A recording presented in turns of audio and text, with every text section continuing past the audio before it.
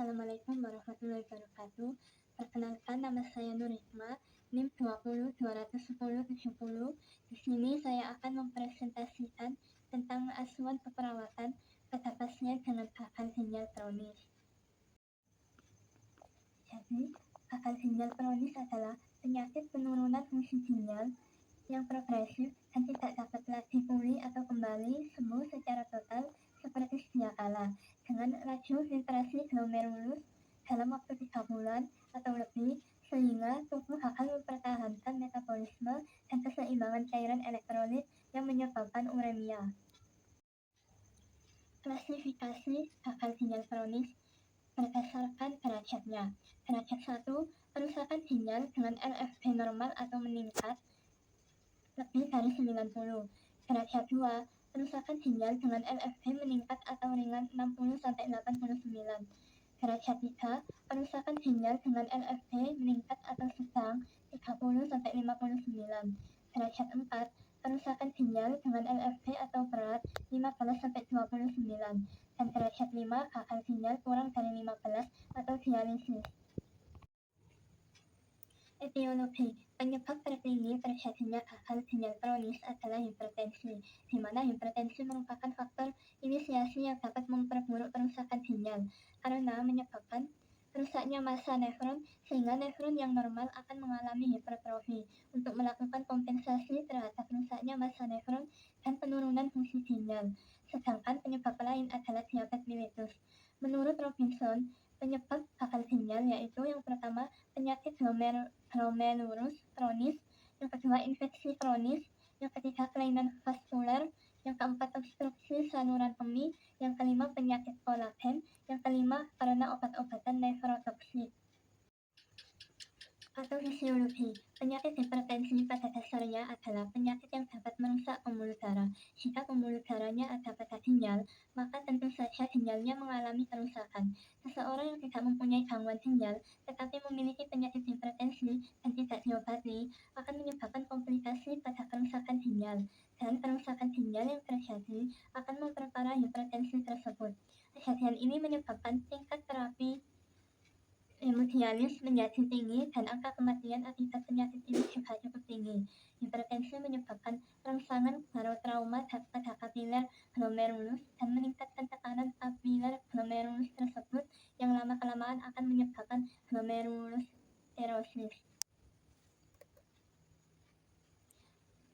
Setelah itu, glomerulus akan merangsang terjadinya hipoksia kronis yang menyebabkan kerusakan ginjal. Hipoksia yang terjadi menyebabkan meningkatnya kebutuhan metabolisme oksigen pada tempat tersebut, yang menyebabkan keluarnya substansi pada sel endotelia pembuluh darah lokal tersebut yang menyebabkan meningkatnya vasokonstriksi.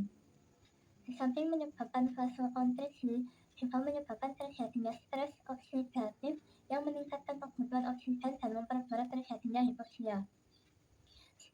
Stres oksidatif juga menyebabkan penurunan efisiensi transport natrium dan kerusakan pada DNA, lipid, dan protein, sehingga pada akhirnya akan menyebabkan terjadinya tubulointerstitial fibrosis yang memperparah terjadinya kerusakan ginjal.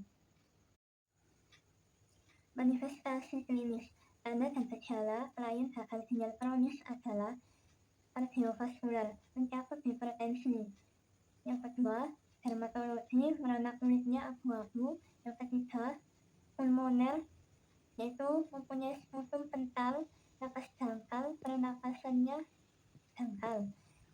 Yang kelima, gastrointestinal, napasnya berbau amonia dan ada peredaran pada mulut, anoreksia, mual, muntah, konstipasi, dan diare, pendarahan saluran gastrointestinal.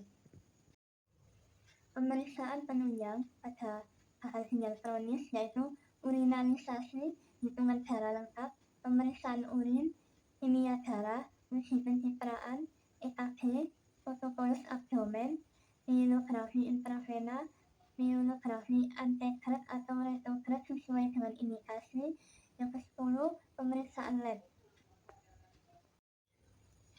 Penata laksanaannya yaitu farmakologi. Sebelum terjadi kondisi lebih lanjut, pasien diberi terapi melalui obat-obatan oral, antara lain pemberian antihipertensi, eritrofit, suplementasi agen pengikat fosfat, dan suplemen kalsium, dan hemodialisa. Untuk yang non-farmakologi, yang pertama pengaturan diet protein, pengaturan diet kalium, pengaturan diet natrium dan cairan. Yang ketiga terapi pengganti ginjal. Jika terapi farmakologi dan non-farmakologi tidak efektif, perlu dipertimbangkan untuk melakukan terapi ginjal. Komplikasi. Yang pertama, penumpukan cairan pada bagian tubuh atau organ dalam termasuk paru-paru. Yang kedua, hiperkalemia, yaitu tingginya kadar kalium dalam darah yang dapat mengganggu fungsi jantung. Yang ketiga, akan terjadi anemia, kerusakan sistem saraf, penurunan daya tahan tubuh sehingga rentan infeksi. Yang keenam, perikarditis, yaitu peradangan pada perikardium, yaitu lapisan yang menyelimuti jantung. Yang terakhir, tulang akan menjadi lemah dan mudah patah. Konsep asuhan keperawatannya, yang pertama pengkajian, meliputi identitas, riwayat kesehatan sekarang, riwayat kesehatan dahulu, riwayat kesehatan keluarga. Ada juga pemeriksaan fisik dan analisa data. Yang kedua, diagnosa keperawatan. Yang ketiga, intervensi keperawatan. Yang keempat, implementasi dan evaluasi. Selanjutnya ada contoh kasus. Identitas dengan nama Tuan R, umur 21 tahun. Untuk riwayat kesehatan, penemuan utama, klien mengatakan susah buang air kecil. Riwayat penyakit sekarang, klien datang ke rumah sakit dengan mengatakan demam sudah 3 hari yang lalu, sulit buang air kecil, ada rasa ingin berkemih tetapi tidak tuntas. Riwayat penyakit dahulu, klien mengatakan tidak mempunyai penyakit menurun seperti diabetes, hipertensi maupun asma. Untuk riwayat penyakit keluarga, klien mengatakan tidak memiliki penyakit yang menurun atau penyakit yang diderita saat ini.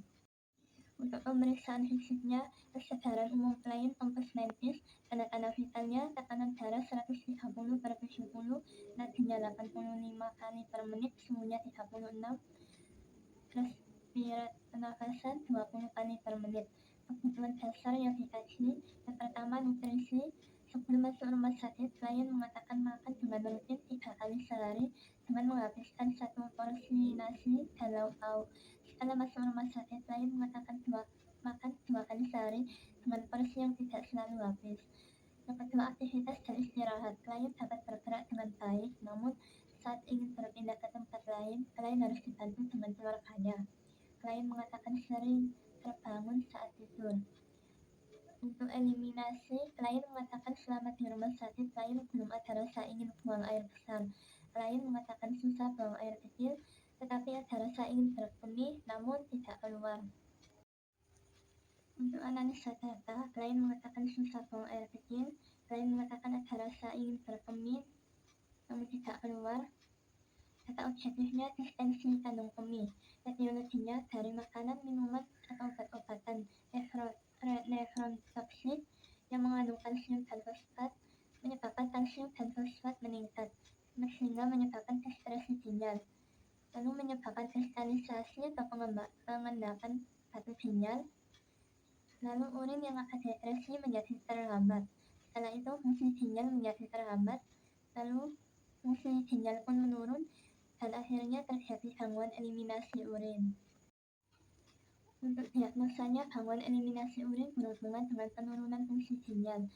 Intervensi keperawatannya, tujuan dan kriteria hasil. Setelah dilakukan tindakan keperawatan selama 3 kali 24 jam, diharapkan pengosongan kandung kemih yang lengkap membaik dengan kriteria hasil.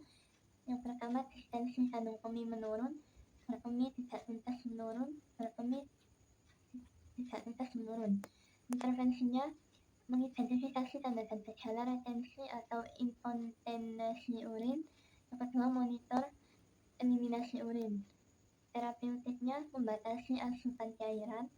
Yang kedua, tindakan bladder training, yaitu mengikat selang kateter selama 2 jam. Untuk edukasinya, mengajarkan tanda dan gejala infeksi saluran kemih. Untuk kolaborasinya, pemberian obat suppositoria uretra. Lalu pada tanggal 25 Januari dilakukan tindakan, yaitu mengidentifikasi tanda dan gejala retensi atau inkontinensia urin. Dengan hasil, klien mengatakan susah buang air kecil. lalu memonitor eliminasi urin, hasilnya tersedia kantong kateter pada klien. Yang ketiga, bladder training, yaitu perawat mengikat selang kateter selama 2 jam. Yang keempat, membatasi asupan cairan, hasilnya klien minum dengan cukup, minum 2 liter per hari. Yang kelima, menjelaskan tanda dan gejala infeksi saluran kemih, hasilnya klien dan keluarga sudah memahami penjelasan perawat. Lalu dievaluasi, klien mengatakan belum merasa ingin berkemih, data objektif yang didapatkan tampak terpasang kateter, masalah belum teratasi, dan melanjutkan intervensinya yaitu memonitor eliminasi urin dan bladder training di esok harinya. Untuk tindakan dan evaluasi selanjutnya hari Kamis, yaitu memonitor eliminasi urin, didapatkan hasil volume kantong kateter 100 cc dan urinnya berwarna kuning keruh. Lalu dilakukan tindakan bladder training lagi, yaitu perawat mengikat selang kateter selama 2 jam. Dan dievaluasi dan didapatkan hasil, klien mengatakan sudah merasakan adanya sensasi berkemih, dan data objektifnya klien sudah buang air kecil 2 kali saat kateter dilepas, masalah gangguan eliminasi urin sudah teratasi dan intervensi dilanjutkan. Sekian presentasi dari saya. Apabila ada salah, saya mohon maaf. Assalamualaikum warahmatullahi wabarakatuh.